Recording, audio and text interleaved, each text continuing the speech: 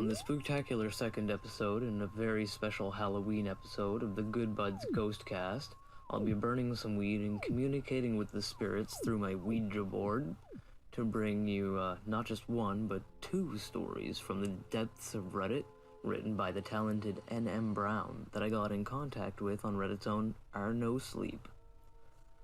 This first story is called Halloween, the season where anything is possible.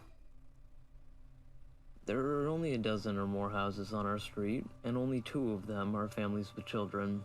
Chuck Murphy has twin boys named Aaron and Brian.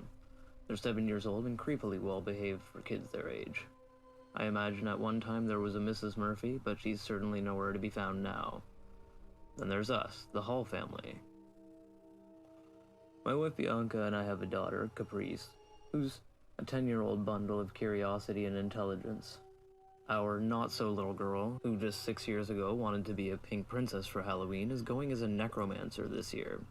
1 hooded cloak, dress, a skull pendant, and dark lipstick later, and she was good to go. We normally went trick-or-treating together with the neighborhood kids, but my girlfriend Bianca is working late at the emergency vet clinic tonight, so I wouldn't have the pleasure of her company. People do some fucked up shit to animals on Halloween, black cats especially. Anyway, Caprice is more than old enough to walk at the front of the group, so I decided to hang back with Chuck and shoot the shit. His boys' costumes were very well put together. Aaron's wearing a vampire cloak, his hair slicked back with what smells like baby oil, and 2 fangs are perched over his front canines. Brian's wrapped head to toe in tattered gauze, spending his evening as an Egyptian mummy. They get quite the haul with there being only a dozen or so houses on our street. Our weary-footed, sleepy-eyed children trudge back to our houses, bulging bags of candy, dragging a bare trail through the dirt and leaves. It isn't until 7 o'clock the next morning that we hear the screaming. Caprice flies down the stairs from her bedroom, eyes wild with alarm and concern. "What's going on?" she asks, dismissively running past me and out the front door. "Wait!" I shout, to no avail. Chuck is screaming in agony on his front yard. 2 small broken bodies lay before him. Brian, the smaller of the 2, looks like his body was centuries old, tattered scraps of discarded gauze flapped around his dust-infested face. Aaron's body is charred, still smoldering with vile-smelling smoke. "Holy shit, Chuck!" I scream. "What the hell happened here?" The acrid smell fills my airways the moment I step onto my front lawn. I run to my daughter's side, trembling next to Chuck's mailbox as her eyes grow wide in horror. "They're costumes," Chuck wails. "Brian fell asleep in his costume. By the time we tried to take it off this morning, he turned to fucking dust.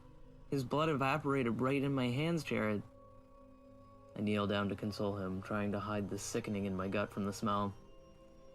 "Aaron," he continues, "my boy burst into flames the second he went out in the sun." I look to Caprice and Bianca, mortified and heartbroken. Caprice surprisingly steps forward and takes a deep breath. She places her hands on the bodies, impervious to the heat of Aaron's burning flesh. Her eyes turn white and she begins to glow as energy courses through her. She collapses in exhaustion as Brian's brittle bones rise and fall to the ground. "I tried, Daddy, but it's too late," she sobs. That was awesome. That's a great story. That was fantastic. It, there are minor, typos and stuff like that throughout, but beautifully written, great story, great idea, well executed. I appreciate that one. Very different from what I usually read on Reddit, so that's refreshing, and I love it. The second story today, like I said, will be by the same author, N.M. Brown, and it's titled Seed. This is my mother's first Halloween season without my dad.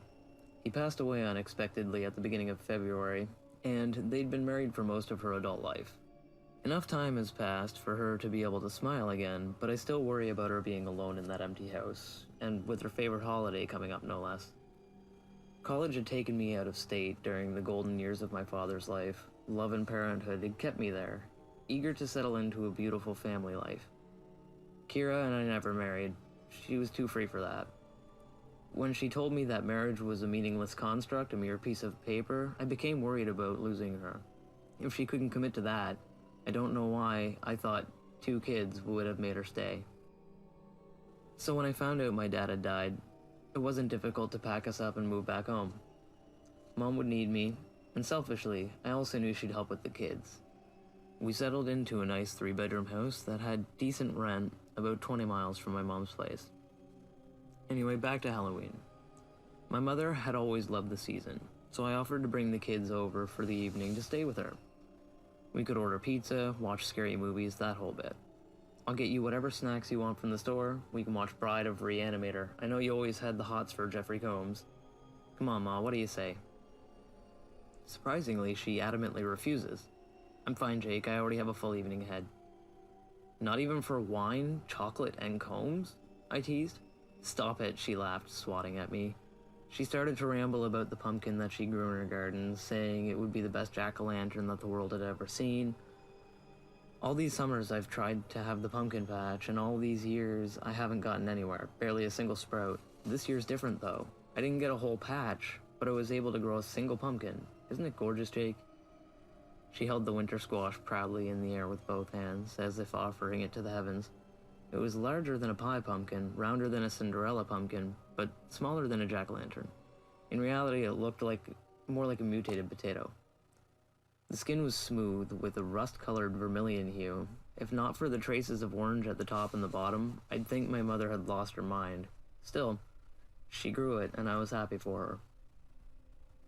Once she started explaining the slow, patient process of roasting the perfect pumpkin seeds, I politely conceded and promised to leave her to her evening.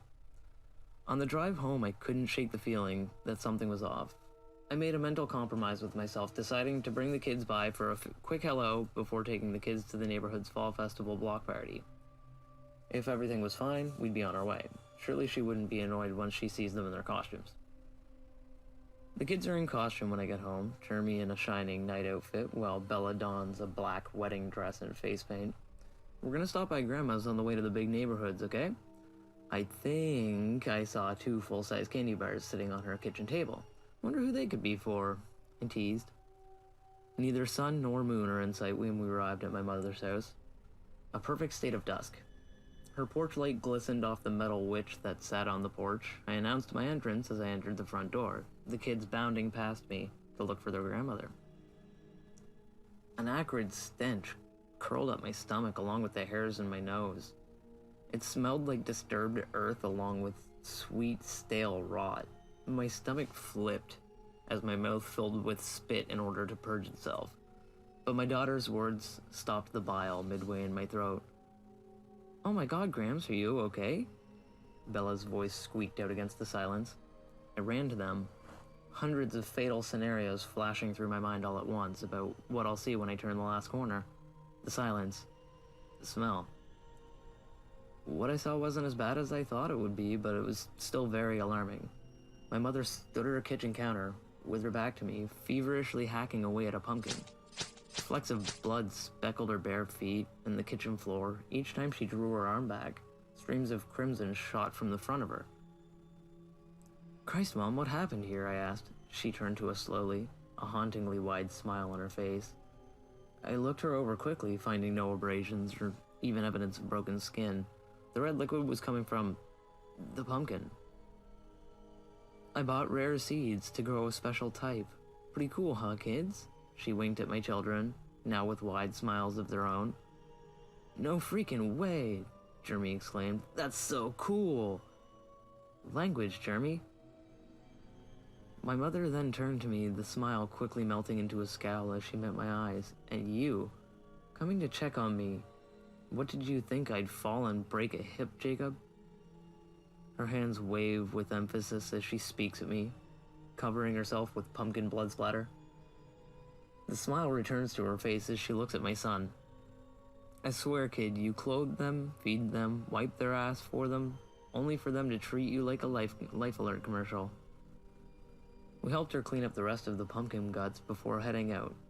She popped a raw seed into her cheek as she walked us to the door. My face scrunched in unease. I thought you were gonna roast them, Mom. How can you eat them plain like that? They will be. I only need this one, she commented before swallowing the seed like a pill. The kids visit most of the houses that participated in the neighborhood fall festival, though there weren't nearly as many as there were last year. Contact fell off with my mother a little while after that. We would call and text intermittently, but each time I told her I'd come by, she told me she wasn't feeling well. I gave her some deserved space and privacy, figuring the sickness may have been mental and not so much the common cold.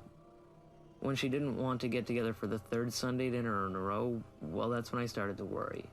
I was about to show up randomly for a visit, whether she wanted me to or not, until a voicemail changed my mind. I'd missed the call due to being at work, and didn't get to listen to it until I got home later that evening. "Jake, it's your mother calling. I've been feeling a lot better lately, and I want to make up for the time we've missed. I so miss the kids, and yeah, I guess you too, but only a little," she jokes before continuing. "I want you to come over with the kids and stay for Christmas. We can have presents and music and food, just like when you were little. I love you." When we arrived, I reeled to see the state my mother was in. The skin across her belly looked stretched and swollen. Her face was drawn, pale and gaunt. After dinner, she joyfully called us around the living room fireplace, saying she had big news. "I planted my garden over your father's body. Even from death," she paused, smiling at her growing belly. "He was able to give me his seed." Okay, that's creepy as fuck. That was, yeah, wow. Very well done. I'm thoroughly impressed by that. If I wasn't stoned out of my gourd right now, I probably would be, like, very freaked out. That's some amazing writer. Once again, the author of both of these stories is N.M. Brown. They asked me to call them that. That is their chosen pen name.